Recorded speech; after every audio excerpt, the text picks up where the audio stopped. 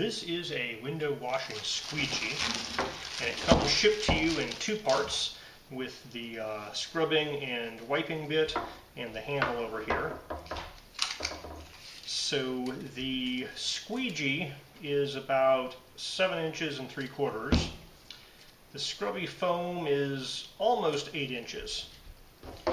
Now the handle by itself here is about 14.5 inches.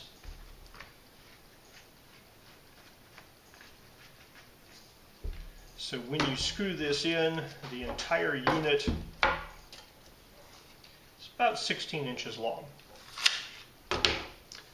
So I was sent this to review for free. If you wanted to purchase it, it would cost you about $8.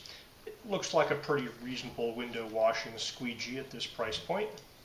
Now it does have these 4 metal screws here holding it together, and that magnet just stuck right onto that screw, so I think it's just zinc coated steel.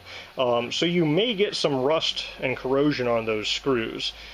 Seems like, you know, some type of a plastic clip mechanism would have been a better choice for something that's going to be used in water all the time. Alright, from this angle you can kind of see all the water spots that have been attracting dust and so forth on the windshield here. We're going to try cleaning that off.